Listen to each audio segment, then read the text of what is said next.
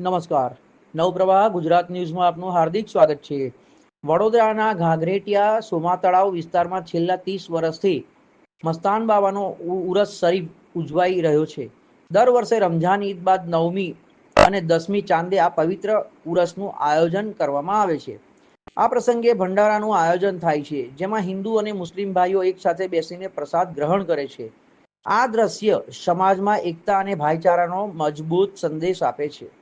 આ સમગ્ર આયોજનમાં સલીમ શાહ બિસ્મિલ્લાહ દિવાન વર્ષોથી નિષ્ઠાપૂર્વક સેવા આપી રહ્યા છે અને પરંપરાને આગળ વધારી રહ્યા છે.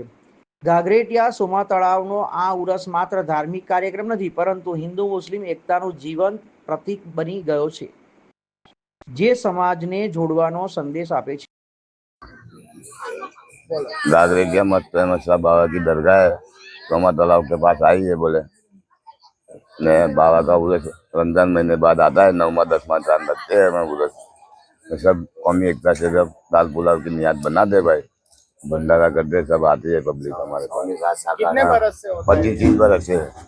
25 वर्ष से भंडारा कर रहे हैं। सब आती है पब्लिक, सब शांति से काम कौन सा विस्तार है? है। घाघरेटिया विस्तार है, घाघरेटिया विस्तार है। सोमा तालाब पास है।